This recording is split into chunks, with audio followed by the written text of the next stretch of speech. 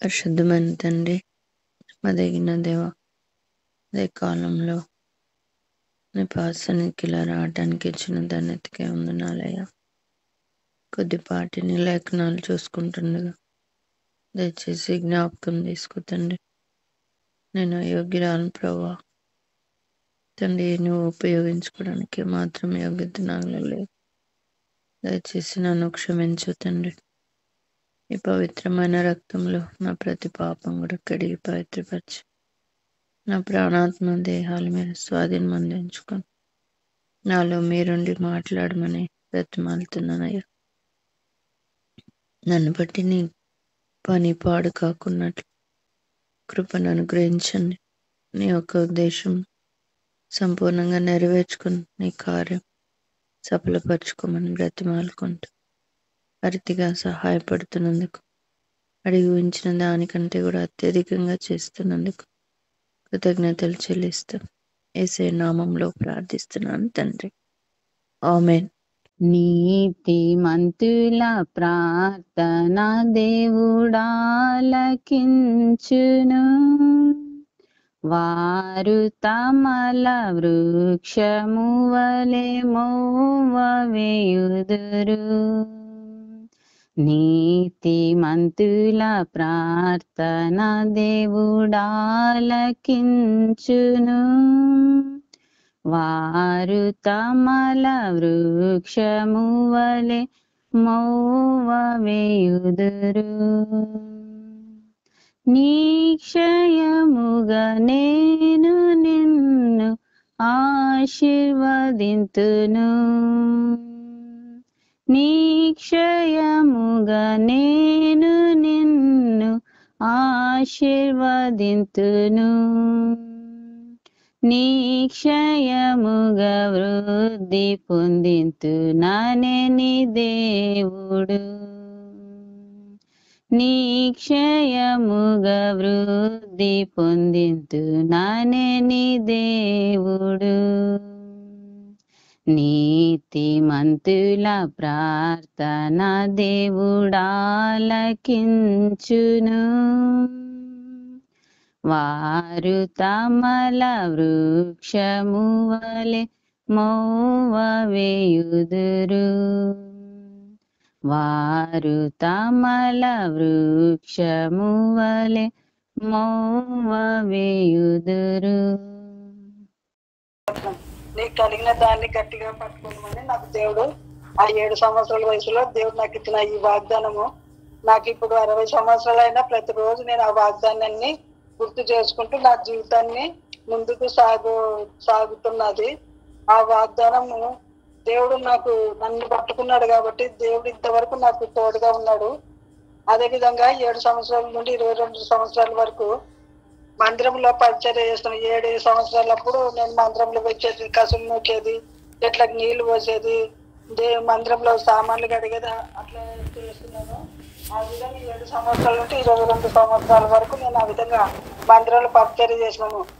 నేను ఇంటర్మీడియట్ చదివే వరకు దేవుని మందిరంలో పరిచర్య చేసిన. దైవ సేవకులకు, అగస్టిన్ అంకులకి, మార్టిన్ అంకులకి, Aravindam uncle, Philip uncle, Timothy uncle, ఇలాంటి వాళ్ళంతా దేవుని మందిరానికి స్పెషల్ మీటింగ్లప్పుడు వచ్చినప్పుడల్లా ఆ సేవకులకి నేను పరిచర్య చేసినాను. నా వివాహం కూడా 1989 సంవత్సరము జూన్ 1-2 తేదీల్లో అరవిందం అంకులు నా వివాహం జరిపించినాడు. నా వివాహం అయితే పెళ్లి సంబంధం మాట్లాడే రోజు పెద్ద మనుషులు అందరూ మాట్లాడి చూసినా కానీ నేను ఆ రాత్రి నేను నిద్రపోకుండా ప్రార్థన చేసిన. ప్రభా మీ చిత్తమా కాదా అని దేవుని రాత్రంతా నేను ప్రార్థన గడిపి పెళ్లి చూపులు చూసిన రోజు రాత్రంతా గడిపినప్పుడు దేవుడు నాకు వాక్యం ద్వారా మాట్లాడినాడు అనమాట. సామెతలు 8:21 ఏమని మాట్లాడుతున్నాడు, నన్ను ప్రేమించి వాడిని ఆస్తికర్తలుగా చేస్తానని దేవుడు నాతో మాట్లాడుతున్నాడు. ఎందుకంటే దేవుని మందిరంలో నేను పరిచర్య చేసినాను 22 సంవత్సరాలు. మా అమ్మ మా నాయన కూలి పని చేసేవాళ్ళు.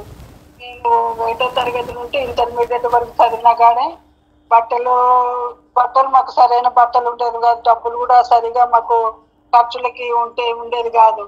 నేను బట్టకు కూడా ఎంతో ఇబ్బంది పడినా. కాలేజ్ పోయేటప్పుడు కూడా మంచి బట్టలు కట్టుకొని పోవడానికి కూడా దేవుడు నాకు స్తోమత ఇచ్చలేడు. అయితే నేను అంతవరకు దేవుని మందిరంలో పరిచర్య చేసినందుకు దేవుడు నాకు ఈ వాగ్దానం ఇచ్చినాడు. ఏంటి ప్రభా ఇది, ఈ ఆస్తికర్తలుగా చేస్తాను అంటున్నావు కదా ప్రభా, ఏమని అడిగినాను. అప్పుడు మా అత్త మామ పెళ్లి సంబంధం మాట్లాడానికి వచ్చినప్పుడు మాకు 12 ఎకరాల భూమి ఉందమ్మా, మాకు దాని విలువ ₹1,00,00,000 చేస్తుంది అని చెప్పినారనమాట అత్త మామ వాళ్ళంతా. నాకు ఆ పొలం గురించి ఏం తెలుసు కానీ మా నాన్నకి తెలిసి, మా నాన్న వ్యవసాయం చేస్తుండనమాట. అందుకని ఆయన 12 ఎకరాల భూమి అంటే ₹1,00,00,000 ఆస్తి ఉంది, ఒకటే కొడుకు కదా నేను ఇస్తాను అని మాట ఇచ్చినాడు అనమాట. మాట ఇచ్చినందుకు ఆ మాటకి సర్లేని మేము కూడా ఒప్పుకున్నాం అనమాట. ఒప్పుకున్న తర్వాత రాత్రి నేను ప్రార్థన చేసినప్పుడు ఈ వాగ్దానం దేవుడు నాకు ఇచ్చినాడు, నన్ను ప్రేమించి వారిని ఆస్తికర్తలుగా చేస్తానని మళ్ళీ ఇంకొక వాగ్దానం ఏమి ఇచ్చినాడు, ఆ రోజే కట్టని ఇల్లు పెట్టని పోయి విత్తని చేను నీకు ఇస్తానని మాట్లాడుతున్నాడు అంట. కట్టని ఇల్లు పెట్టని పోయి విత్తని చేను కంటే ఈ అంత ఆస్తి ఉన్న వాళ్ళు కనీసం 2-3 లక్షలన్నా ఆ కాలంలో కట్నం అడగాల. అయితే నాకు ₹1 కూడా కట్నము అడిగలేరు అనమాట వీళ్ళు. అయితే మాకు దగ్గర ఇవ్వడానికి కూడా స్తోమత లేదు. మా అక్కళ్ళకు కూడా ఏ కట్నం లేకుండానే పెళ్లి చేసుకున్నారు. అట్లా నాకు కూడా కట్నం అడిగితే మా దగ్గర డబ్బులు లేవు కదా అనుకున్నాను. అయితే వాళ్ళు ఏం కట్నం మాకు ఏమొద్దు, ఉచితంగా చేసుకుంటాము అన్నారు. తర్వాత మరి ఇంకొక వాగ్దానం ఏమి ఇచ్చినాడు, నిన్ను ఇబ్బంది పొలంలో వేస్తాను, పుటం వేసినట్లు కాదు వెండిని పరీక్షించినట్లు నిన్ను పరీక్షిస్తాను అని ఆ వాగ్దానం కూడా ఈ 3 వాక్యాల ద్వారా నాతో మాట్లాడుతున్నాడు. మాట్లాడినాక సంజన వివాహం జరిగింది. వివాహం జరిగిన తర్వాత నేను ఇక్కడికి వచ్చినాక నాకు అక్కడ హెబ్రోన్ సహవాసం ఉంది, కానీ ఇక్కడైతే హెబ్రోన్ సహవాసం లేదు, ఇండిపెండెంట్ సహవాసం ఉందనమాట. మళ్ళీ ఒకసారి కర్నూలు 60 అంకుల్ ఉండేది. కర్నూలుకి వెళ్ళినప్పుడు నేను ఒకసారి చెప్పినాను అంకుల్ మన హెబ్రోన్ సహవాసం లేదు అంకుల్, అక్కడ ముత్తుకూరులో ఇండిపెండెంట్ ఉంది అంకుల్ అంటే, లొత్త కన్ను కన్నా మెల్ల కన్ను మేలు కదా, నీకు ఈ సహవాసం లేకుండా ఏదో ఒక మందిరం అంటూ ఉంది కదా అని ఆ అంకుల్ నాతో మాట్లాడినాడు అనమాట. సర్లేని ఆ సంవత్సరము వివాహము జనవరి 9 అయింది. 90 సంవత్సరంలో హన్నమ్మను గర్భం ధరించిన అనమాట. హన్నమ్మను గర్భం ధరించినప్పుడు దినాలు అయిన తర్వాత డాక్టర్ దగ్గరికి మా అమ్మ తీసుకొని పోయింది. 9 నెలలు పడినాక డాక్టర్ దగ్గరికి తీసుకొని పోతే డాక్టర్ ఏమన్నాడు, ఈమెకి హై బీపీ ఉంది, ఈమె బ్రతకదు, ఈమె చనిపోతుంది అని చెప్పినాడు అనమాట. ఈమెకి హై బీపీ ఎక్కువ ఉంది, తొందరగా వెళ్ళిపోవాలి, కర్నూలు హాస్పిటల్కి వెళ్ళాలని చెప్పినప్పుడు మా అమ్మ కర్నూలుకి తీసుకొని వెళ్ళింది అనమాట. కర్నూలుకి తీసుకొని వెళ్ళిన తర్వాత ఉదయం 6 గంటలప్పుడు మేము కర్నూలుకి వెళ్ళినాము. 6 గంటలకు వెళ్ళిన తర్వాత 8 గంటలప్పుడు నన్ను హాస్పిటల్లో జాయిన్ చేసుకున్నారు. 8 గంటలప్పుడు మత్తు ఇంజక్షన్ వేసినారు. ఉదయం 8 గంటలప్పుడు మత్తు ఇంజక్షన్ వేసినాక ఆ మంచం మీద ఉండేది గుర్తుంది. మంచం మీద ఉంటే ఆ దొబ్బుడు బండి మీదకి ఎక్కినేది ఒకటి గుర్తుంది అంతే. ఇంకా సిజరీన్ చేసే రూమ్లోకి పోయినప్పుడు నాకు గుర్తు లేదనమాట. అయితే ఆ రూమ్ లో పండబెట్టింటే నేను కిందికి దిగి పోతున్నానంట, ఎగిరెగిరి పడుతున్నానంట, బీపీ ఎక్కువైపోతుంది, మనిషిని ఎగిరెగిరి పడుతున్నానంట. అయితే అక్కడ ఉన్న డాక్టర్ వచ్చి ఈ మధ్య సిజరీన్ చేసి బిడ్డను తీసేయాలా అని డాక్టర్ అమ్మ చెప్తుందంట. ఈ పాపకి సిజరీన్ చేసి బిడ్డను తీసేయాలి, బీపీ ఎక్కువైపోతుందంటే అక్కడ ఉన్న నర్సులు ఏమన్నారు, మేడం మీరు మాత్రం సిజరీన్ చేద్దండి, మేము ఈ పాప దగ్గర ఉండి మేము చూసుకుంటాం కానీ మీరు మాకు మాత్రం సిజరీన్ చేయొద్దండి అని డాక్టర్ అమ్మకి ఆ నర్సులు చెప్తున్నారంట. ఆ డాక్టర్ వెళ్ళిపోయిన తర్వాత ఆ నర్సులు మా అమ్మతో అంటున్నారంట, అవ్వ ప్రేయర్ చేయవ్వ, నువ్వు ప్రేయర్ చేయని అక్కడ ఉన్న నర్సులు చెప్తున్నారంట. ఆ నర్సులు ఉదయకాలం 8 గంటల నుండి సాయంత్రం 3 గంటల వరకు నా దగ్గరనే ఉండరు. మా అమ్మ కూడా ఆ నర్సులతో పాటు అదే సిజరీన్ రూమ్ లోనే ఉంది. ఇంకా మా అమ్మ ప్రార్థన చేస్తుందట, ప్రభా నీ చిత్తం అయితే బ్రతికించు, నీ సేవకి సమర్పిస్తాను అని ఆ విధంగా మా అమ్మ ప్రార్థన చేస్తుందట. 3 గంటల సమయంలో నార్మల్ డెలివరీ చేసినారనమాట. నాకు నార్మల్ డెలివరీ చేసిన తర్వాత ఇంకా బిడ్డని తీసుకొని మేము ఇంటికి వచ్చినాము. ఇంటికి వచ్చిన తర్వాత అదే విధంగా మళ్ళీ శోభ విషయంలో శోభ 10th క్లాసు ఎగ్జామ్ రాయాల. శోభ 10th క్లాస్ ఎగ్జామ్ రాయాలంటే ఎగ్జామ్ రాయడానికి ఎంగనూరుకి వెళ్ళాలి. ఎంగనూరుకి వెళ్ళాలంటే వాళ్ళ నాయన తీసుకొని వెళ్ళినాడు ఎంగనూరుకి 10th క్లాస్ ఎగ్జామ్ రాపినిక. English first paper second paper రాయాలా. ఇంగ్లీష్ ఫస్ట్ పేపర్ రాపించినాడు వాళ్ళ నాయన. ఎంగనూరులో మా మర్ది వాళ్ళ ఇంట్లో ఉండరు అనమాట. అయితే ఫస్ట్ పేపర్ రాసినాక రాత్రి 1 గంటప్పుడు హార్ట్ అటాక్ వచ్చి వాళ్ళ నాయన చనిపోయినాడు అనమాట. అక్కడనే ఎమ్గనూరులోనే హార్ట్ అటాక్ వచ్చి చనిపోయినాడు అనమాట. చనిపోతే నాకు ఫోన్ చేసినారు. శోభ కూడా ఉందనమాట, మా మర్ది భార్య శోభ, ముగ్గురు ఉండరు. అన్న మా మర్ది ఫోన్ చేసినాడు, వదిన అన్న చనిపోయినాడు వదిన అని ఫోన్ చేసినాడు అనమాట. ఫోన్ చేస్తే నేను ప్రభువా అని గట్టిగా అరిచిన తర్వాత నేను మోకాళ్ళొంగి ప్రార్థన చేస్తున్నాను అంట. ఏం ప్రభు ఆయన తీసుకున్నావు నువ్వు, మరి నా పరిస్థితి ఏం ప్రభు అని నేను వెంటనే 1 గంటప్పుడు మోకాళ్ళొంగి ప్రార్థన చేస్తుంటే దేవుడు ఏమని మాట్లాడుతున్నాడు, ఎన్నిసార్లు గతించిన లోబడిన వాడికి హఠాత్తుగా మరణమగుడని ఒక వాక్యము, మునికోళ్ళకి ఎదురు దన్నిన వాడిని నేను నిలవనీయాలని ఒక వాక్యము. ఈ విధంగా దేవుడు వాక్యాల ద్వారా నాగటి మీద చేయి వేసి వెనక తిరిగిన వాడు నాకు పాత్రుడు అని ఈ వాక్యాలు నాతో మాట్లాడుతున్నాడు. ఎందుకంటే ఆయన రాజస్థాన్కి పోయినాడు అనమాట. సేవ పాస్టర్ ట్రైనింగ్ చేయడానికి రాజస్థాన్కి పోయి అక్కడి నుండి సైకిల్ తెచ్చుకున్నాడు అంట. సైకిల్ మీద నేను సువార్త చేస్తానని తెచ్చినాడు. మళ్ళీ అనంతపురానికి పోయి అభిషేకం పొందొచ్చినాడు. గుత్తికి పోయి అభిషేకం పొందొచ్చినాడు. ఇట్లా 3 సార్లు అభిషేకం పొందొచ్చినాక సేవ చేయకుండా ఎద్దులు తీసుకొని వచ్చినాడు. ఎద్దులు తీసుకొని వచ్చి వ్యవసాయం చేస్తున్నాడు అనమాట.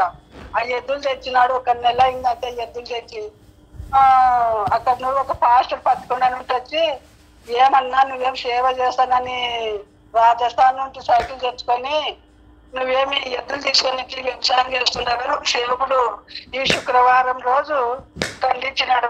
ఖండిస్తే ఆయనతో అన్నాడంటే, నేను ఇక్కడగా సేవ చేసేది పరలోక రాజ్యంలో పోయి సేవ చేస్తాను అన్నాడంట శుక్రవారం. తనలోనే ఆ శుక్రవారం ఆ మాట అన్నాడు సేవకులతో. ఇంకొక శుక్రవారం రోజు ఎమ్గనూరుకి ఎగ్జామ్ రాయనికి పోయి అక్కడే చనిపోయినాడు. ఉదయకాలం బాడీని తీసుకొని వచ్చినాడు అనమాట. శనివారం ఉదయం బాడీని తీసుకొని ముట్టుకురికి తీసుకొని వచ్చినాక నేను ఆయన దగ్గర ఉండి ప్రార్థన చేసినాను. ఏం ప్రభా నేను ఏ విధంగా బ్రతకాలా, నేను ఒంటరిగా ఉన్నాను కదా, నా పరిస్థితి నా పిల్లలకి వివాహం ఎవరు చేస్తారు, మరి నా పిల్లల్ని ఇంత చిన్న పిల్లలు వాళ్ళకి ఎట్లా ప్రభు అని నేను అడిగినప్పుడు దేవుడు నాతో మాట్లాడుతున్నాడు అనమాట. 5 రొట్టెలు 2 చేపలు 5,000 మంది పంచి 12 గంపలు ఎత్తినట్టు నీ కుటుంబాన్ని నేను ఆశీర్వదిస్తాను. రోమా 8:28 దేవుని ప్రేమించే వారికి ఆయన సంకల్పం చొప్పున పిలువబడిన వారికి మేలు కలుగుటకై సమస్తం సమకూడు జరుగునని వాక్యం నాతో మాట్లాడుతున్నాడు. తర్వాత ఆయన జూన్ 25వ తారీఖు చనిపోయినాడు. అయితే నాకు 2011 జూన్ ఆయన చనిపోతే 2010వ సంవత్సరం డిసెంబర్ 31వ తారీఖు రాత్రి ఏమని ఇచ్చినాడు వాగ్దానం వాగ్దాన సర్వీసులో, యెషయా 42:10 నేను నీ దేవుడనై ఉన్నాను అని వాక్యము, దిగులు పడకము నేను నీ దేవుడనై ఉన్నాను నీకు సహాయం చేస్తాను అని, నీతి అన్న దక్షిణాస్తంతో నిన్ను ఆదుకుంటానని వాగ్దానం వచ్చిన దేవుడు ఆ వాగ్దానము ఇచ్చినాడు. అప్పటికి ఇంకా ఆయన ఉండడు. అయితే ఆ వాగ్దానం మీద ఫోటో ఉంది అనమాట. ఆ వాగ్దానం మీద ఫోటో ఉంది. ఆ పాప చిన్న పాప ఉంది అనమాట. ఆ వాగ్దానం మీద చిన్న పాప ఉంది. ఆ పాప ముసుకేసుకునింది. నేను అడిగిన దేవుని, ఏం ప్రభా చిన్న పాపను చూపిస్తున్నావు, ముసుకేసుకుంది పాప, ఈ బొమ్మకి దీనికి ఏం అర్థం అని నేను అడిగితే దేవుడు, నువ్వు విధవరాలు అవుతావు అని దేవుడు నాతో తలంపు పుట్టిస్తున్నాడు. అంటే నువ్వు విధవరాలు అవుతావు, ఈ పసిపిల్లలాగా పరిశుద్ధంగా జీవిస్తావు అని దేవుడు నాతో మాట్లాడినాడు. ఆ సంవత్సరం డిసెంబర్ 2010 డిసెంబర్ 30వ తారీఖు ఆ వాగ్దానం ఇచ్చినాడు. అదే 2011 జూన్ 25వ తారీఖు ఆయన చనిపోయినాడు అనమాట. చనిపోయిన తర్వాత ఆయన చనిపోయినాక నాకు ఎన్నో కష్టాలు వచ్చినాయి, ఎన్నో బాధలు వచ్చినాయి, ఎన్నో మాటలు నిందలు అవమానాలు వచ్చినాయి. ఒకరోజు టీవీలో సతీష్ కుమార్ అన్న వాక్యం చెప్తున్నాడు, నీ మీద వేసే ప్రతి రాయి తీసుకొని నీ కాళ్ళ కింద వేసుకొని నీ పునాది గట్టిగా చేసుకో, నీ మీద ఎన్ని రాళ్ళు వేసింటాను ఈ రోజు నువ్వు ఇంత ఈ పైకి ఎదుగుతున్నావు అనే వాక్యం ఆయన టీవీలో చెప్తుంటే మాట విన్నాను.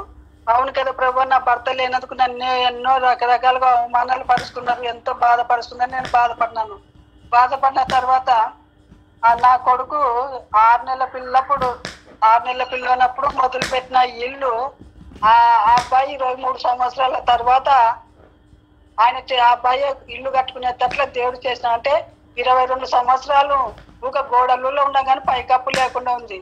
అయితే ఆయన చనిపోయిన తర్వాత దేవుడు మాకు చెప్పినాడు కదా రోమ 8:28, దేవుని ప్రేమించే వారికి ఆయన సంకల్పం చొప్పున పిలువబడిన వారికి మేలు కలుగుతాయి. సమకూడి జరిగిన వాక్యం ప్రకారంగా ఆ ఇల్లు 22 ఏళ్ళు మాకు ఇల్లు లేకున్నా గానీ ఒక రూమ్, చిన్న రూమ్ లో ఉంటాం అనమాట. శోభ పుట్టినప్పుడు కట్టించుకునేటం ఆ చిన్న రూమ్ లోనే ఉండము.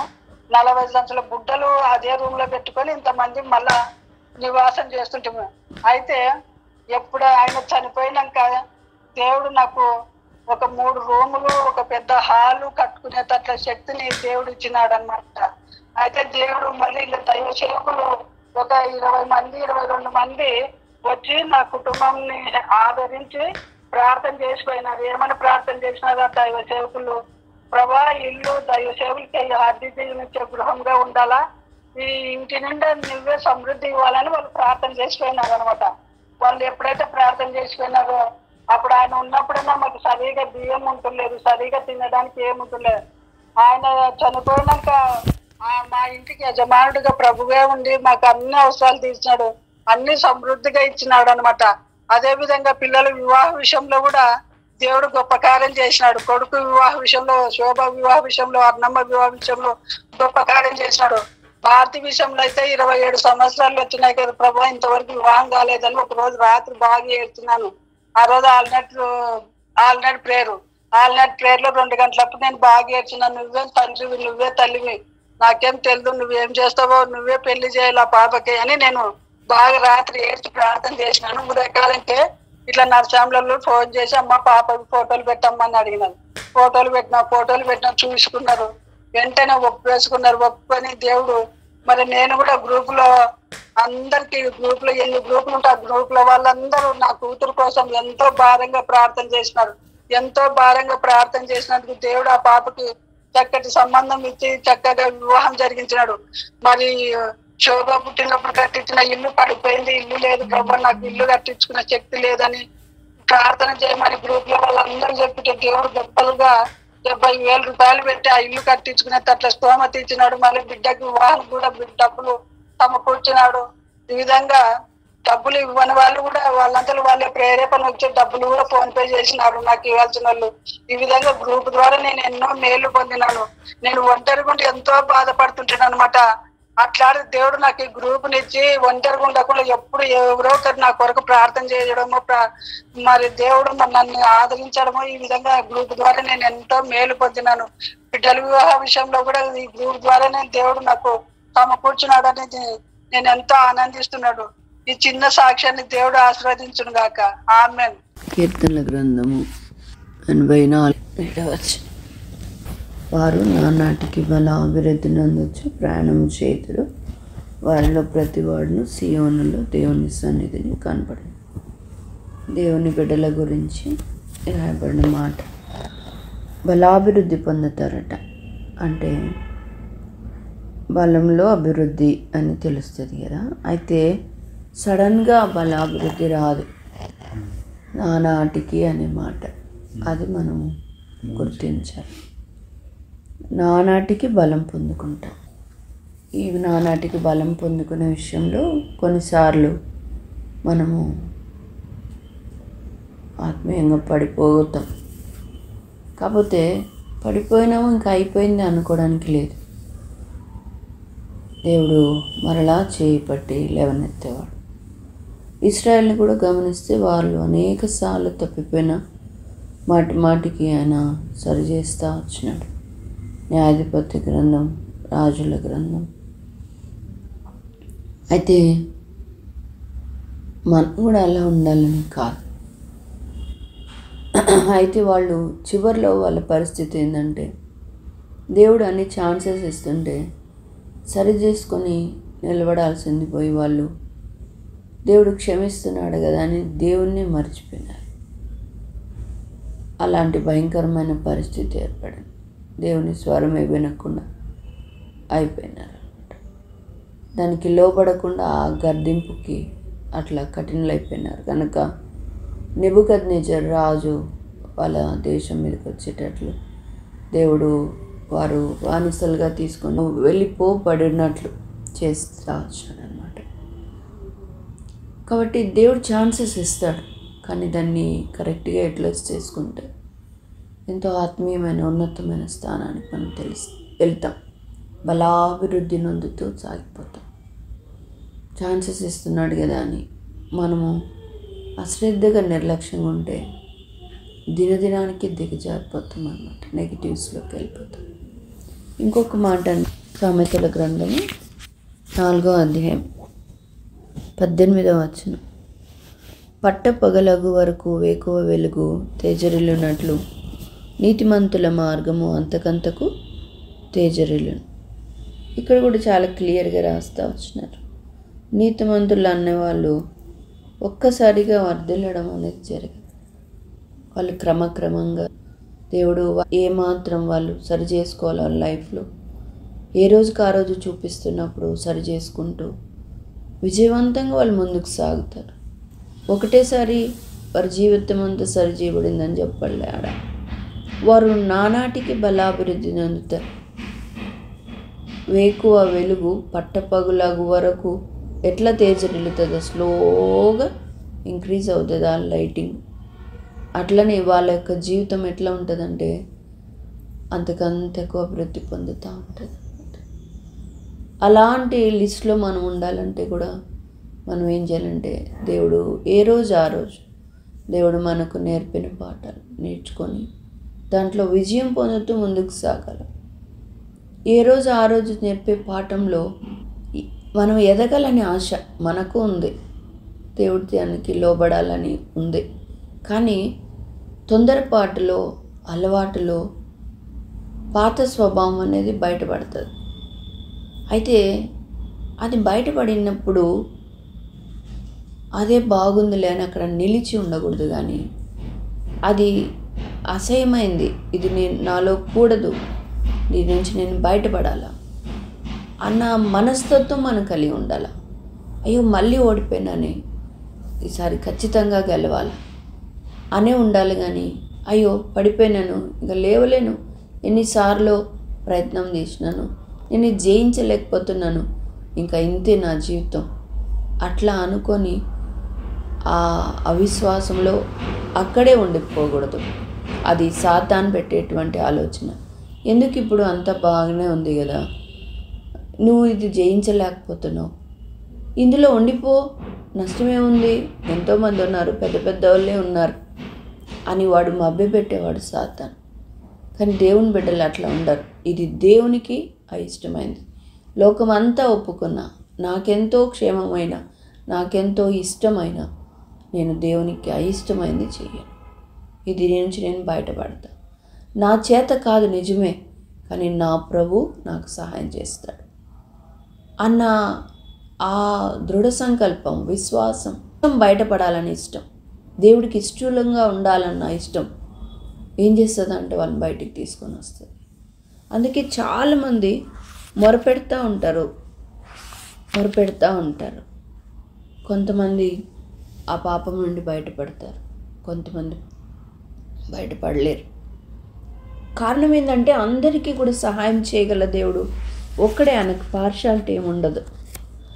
కాకపోతే మన యొక్క ఆ యొక్క నిర్లక్ష్యం, అశ్రద్ధ, అవిశ్వాసం అనేది మనల్ని అదే పాపంలో ఉండేటట్లుగా చేస్తుంది. ఒక మాట చూద్దాము. యోబు గ్రంథం 8వ అధ్యాయము 5వ వచనం. నీవు జాగ్రత్తగా దేవుని వెదకిన ఎడల, సర్వశక్తుడగు దేవుని బతిమాలు కొనిన ఎడల. కాబట్టి దేవుని వెతకాలట, ఆయన్ని బతిమాలుకోవాల. ఏదైనా ఒక పాపం నుండి మనం బయటపడాలంటే ఒకసారి అడిగితే తీసేయడు, పదే పదే నువ్వు బతిమాలుకోవాలా. నీకు ఎంత ఇష్టం ఉంది దాని నుంచి బయటపడాలా అనేది పరీక్షించబడుతుంది. ఆయనకు ఒక్క నిమిషం కాదు నువ్వు దాంట్లో నుంచి బయటికి తీసుకురావడానికి. కాకపోతే నువ్వు ఎంత అసహించుకుంటున్నావు అనేది ఆయనకి తెలియాలన్నమాట. ఒకవేళ నువ్వు దేవుని అడిగిన వెంటనే దాని నుంచి బయటికి తీసుకొచ్చినాడు అనుకో, బయటికి తీసుకొస్తే నువ్వేం చేస్తావంటే మరలా దాని వైపు పరిగెత్తుతావు. అది వెంటనే తీసేస్తే దాని యొక్క వాల్యూ నీకు తెలియదు అనమాట. వెంటనే దాని మీద విజయం ఇస్తే దాని వాల్యూ నీకు తెలీదు, మళ్ళీ దాన్ని ఎంత పరిగెత్తుతావు. కాబట్టి దేవుడు ఏం చేశాడంటే అక్కడ ఉండటం వల్ల నీకెంత నష్టమో అన్నీ క్లియర్గా నీకు అర్థమయ్యేటట్లు చేస్తాడు. నువ్వు కోరుకున్నంత నువ్వు దాని నుంచి బయటికి తీసుకొని వస్తాడు. అందుకే జిగటగల దొంగ ఊబి అంటాడు కీర్తనకారుడు. ఎందుకు జిగటగల అంటే అది జిగురు అనమాట. నువ్వు ఎంత పైకి రావాలనుకుంటే అంత బలవంతంగా లోపలికి లాగేస్తుంది అది. దాని నుంచి బయటపడాలంటే నీకు ఫస్ట్ విశ్వాసం అవసరం, ఆసక్తి అవసరం. అందుకనే చెప్తున్నాను, ఆసక్తి లేకపోతే నువ్వు జయించలేవు. ఏలియా మన వంటి మనుషుడే, కానీ ప్రార్థన ఆసక్తితో చేసినప్పుడు ఆకాశాన్నే బంధించగలిగినాడు వాన రాకుండా. కాబట్టి ఆసక్తి నీది అవసరం. దేవుడికి శక్తి ఉంది, నీది ఆసక్తి అవసరం. నీవు విశ్వాసమందు స్థిరంగా ఉండడం అవసరం. కాబట్టి వెంటనే చేయగలడు, కానీ దేవుడు ఎందుకు గ్యాప్ ఉంచుతాడంటే నీ బతిమాలుకోవడం, లేకపోతే దాని నుంచి బయటపడాలని అనుకోవడం, ఈ ప్రాసెస్లో అది ఎంత రోతయిందో నీకు తెలియపరుస్తాడు. అది ఎంత కుయుక్తిదో నీకు తెలియపరుస్తాడు. ఒక రకంగా నువ్వు బయటపడాలని ట్రై చేస్తుంటే వాడు ఇంకొక రకంగా నిన్ను మోసపరిచి దాంట్లోనే ఉంచేటట్టు చేస్తున్నాడంటే వాడి కుయుక్తులు ఎలాంటివి, ఎన్ని రకాలుగా ఉంటాయి అనేది ఒక పాఠం కూడా మనం నేర్చుకుంటూ ఉంటాం. ఓ పాఠం అంటే వాడి యొక్క స్వభావాన్ని కూడా మనకు అర్థమవుతూ ఉంటుంది అన్నమాట. అదే సమయంలో మనము దేవునికి ఇష్టంగా ఉండాలనేది గోల్. అది ఉన్నప్పుడు దాన్ని కాదు, మన ఇష్టాన్ని కాదు, దేనైనా త్యజిస్తూ ముందుకు వెళ్తాం. ఈ పోరాటంలో, పరీక్షల్లో ఎవరు నిలబడతారో వాళ్ళు మాత్రమే. నిన్ననే ఒక సాక్ష్యం వింటా వచ్చిన దీంట్లో అడ్మిన్స్ గ్రూప్లో ఒక సిస్టర్ చేసి చెప్తా ఉంది. ఆమె పెద్ద ఆమె, ఇప్పుడు 60 సంవత్సరాలేమో ఆమెకి. సడన్గా వాళ్ళ భర్త వాళ్ళ కూతురికి ఎగ్జామ్ రాయించుకోవడానికి అని తీసుకెళ్ళి ఎగ్జామ్ రాయించి అదే రోజు రాత్రి అక్కడ ఏదో లాడ్జ్లో ఉండి ఎగ్జామ్ రాయిస్తున్నాడు. చనిపోయినాడంటే హార్ట్ అటాక్ వచ్చి.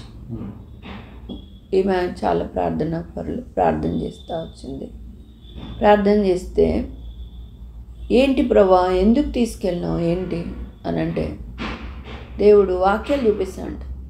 సామెతల గ్రంథం 29 మొదటి వచనంలో ఉంటుంది కదా, ఎన్నిసార్లు గర్దించినను లోబడిన వాడు మరి తిరుగు లేకుండా హఠాత్తుగా నాశనమగును అనే మాట.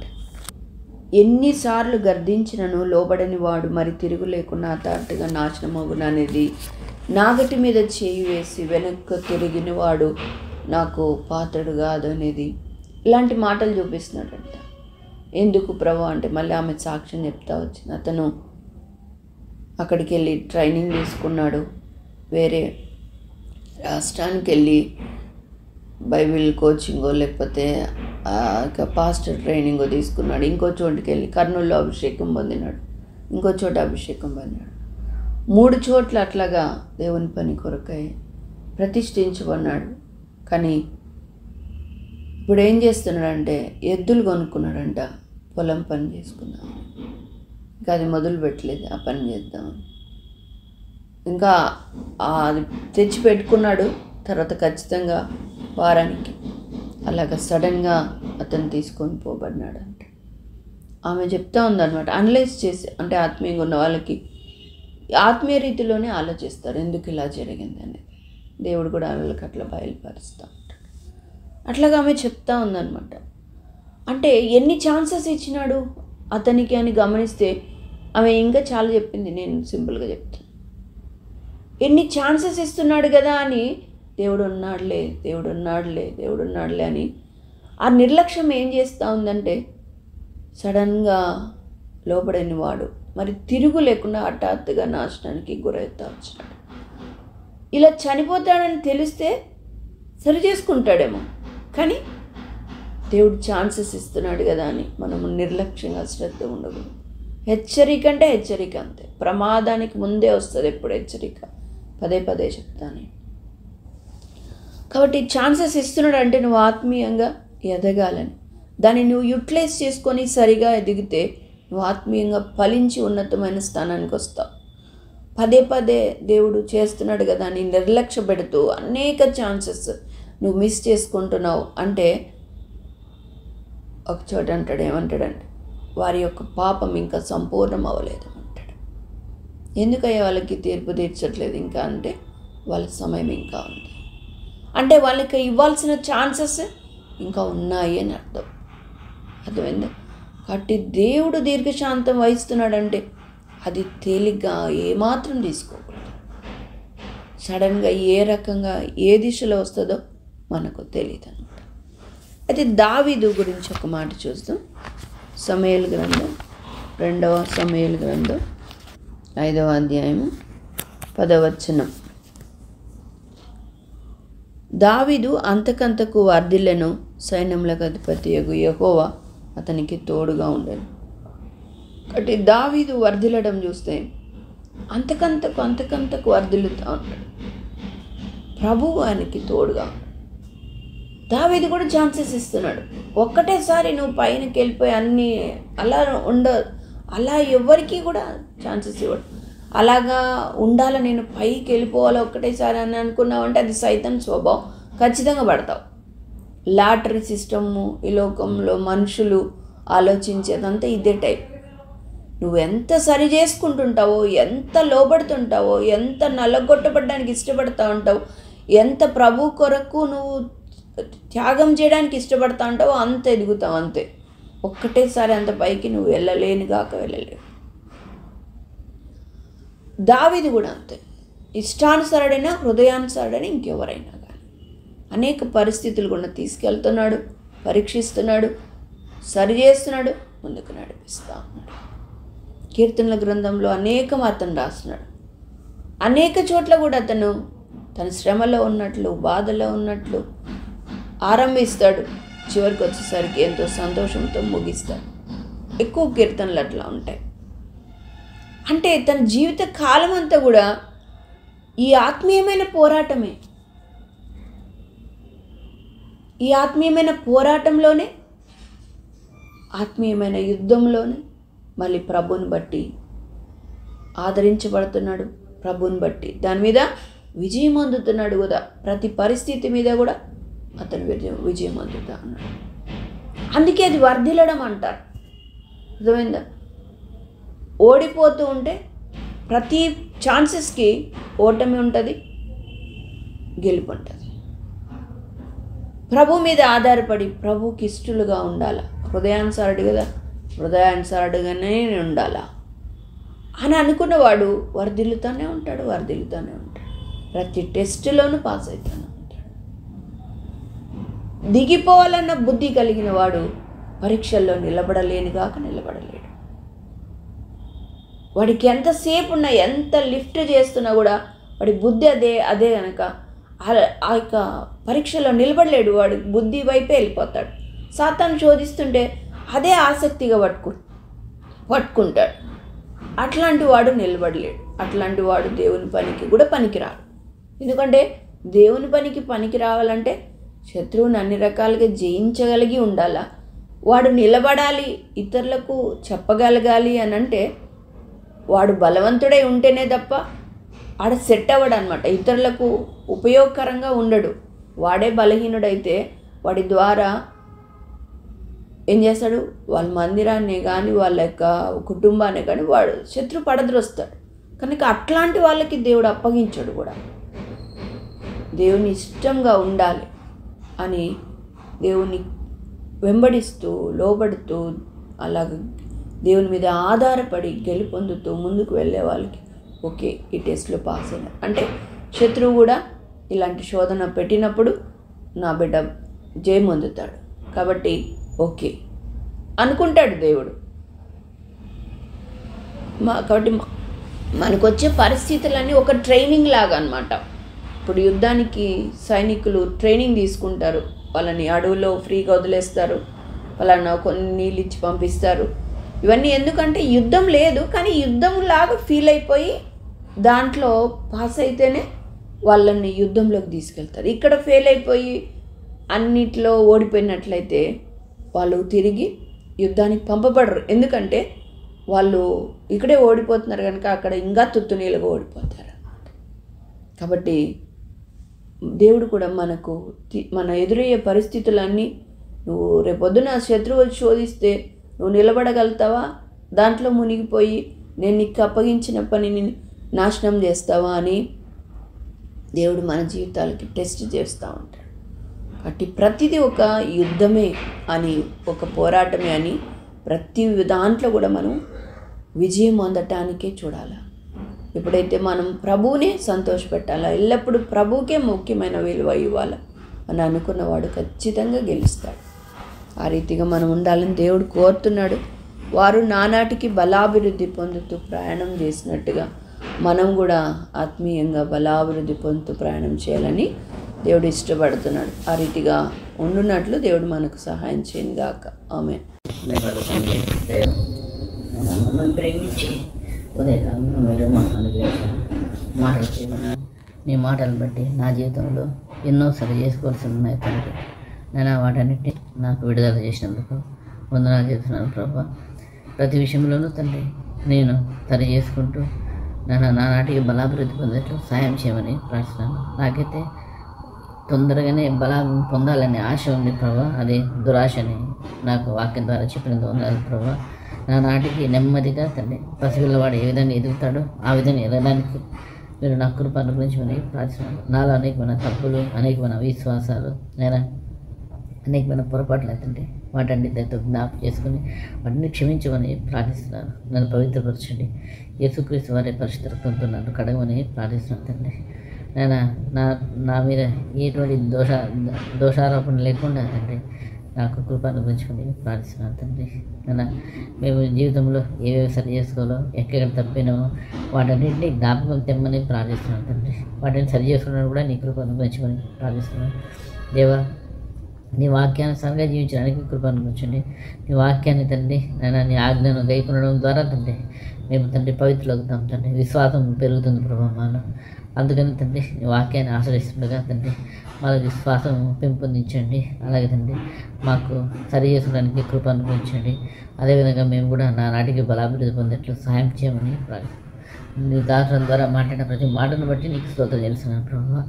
మమ్మల్ని నన్ను నేను సరి చేసుకోవడానికి, నా వాక్యం అనుసారంగా నడవడానికి నీ కృప అనుగ్రహించమని ప్రార్థిస్తున్నాను తండ్రి. నా హృదయం అటువంటి స్థిర అభిప్రాయం ఉండేలాగా సాయం చేయండి. ఈ లోకం అంటే అసహ్యం పుట్టించినారు, అందుకే వందనాలు ప్రభావ. లోకం ద్వారా మేము నష్టపడిపోకుండా ప్రభావ నీ ద్వారా తండ్రి మేము లాభం పొంది దినాభివృద్ధి పొందేలాగా సహాయం చేయమని ప్రార్థిస్తున్నాను. నెమ్మదిగా నడక సాగించి తండ్రి మేము అనుకున్న గమ్యాన్ని చేరడానికి మీరు మా ప్రయాణం అంతయు సహాయంగా ఉండమని ప్రార్థిస్తున్నాను. ఈ ప్రయాణంలో తండ్రి అనేకమైన శోధనలు, అనేకమైన ఆలోచనలు, అనేకమైన తండ్రి ఆకర్షణలు అన్నీ వస్తాయి ప్రభావ. వాటన్నిటికీ మమ్మల్ని తప్పించమని ప్రార్థిస్తున్నాను. మా కళ్ళు చూడుకోకుండా గుడితనం అనుభవించండి. మా చెవులు వినుకోకుండా చెవిటితనం అనుభవించండి. మా నోటితో మాట్లాడకుండా మూగుతనం అనుగ్రహించండి ప్రభావ. అందుకని నీకు వందనాలు చేస్తున్నాను. ఈ విధంగా మమ్మల్ని లోకానికి చచ్చిన వారమే ఉండేటట్లు సాయం చేయమని ప్రార్థిస్తున్నాను. అలాగే తండ్రి నేను లోకాశలకు, నేను దురాశలకు ప్రభావ మేము లొంగకోకుండా వాటిని యేసు ప్రభు మాకు అనుగ్రహించిన శిలువ కార్యాన్ని బట్టి దానికి సంపూర్ణ విజయం మాకు అనుగ్రహించమని ప్రార్థిస్తున్నాను. పునరుత్థాన శక్తి బలంతో తండ్రి ప్రతి విధమైన అంధకార శక్తుల్ని తండ్రి విజయం అనుగ్రహించమని ప్రార్థిస్తున్నాను. మేము దేనికి భయపడకుండా కేవలం నిన్ను నమ్ముకొని ముందుకెళ్తున్నాం ప్రభావ. నన్ను నీ చిత్తం మీద ఉంటే నెరవేర్చుకొని ప్రార్థిస్తున్నాను. భయపడి అనవసరంగా ఆరోగ్యం పాడు చేసుకోకుండా సాయం చేయండి. నీ చిత్తం ప్రభావ. మీరు మాకు కృప చూపించుకొని దయ చూపించుకొని ప్రార్థిస్తున్నాను. ఈ ప్రార్థన ప్రభువుని సమర్పించగలుగుతున్నాను తండ్రి. ఆమేన్.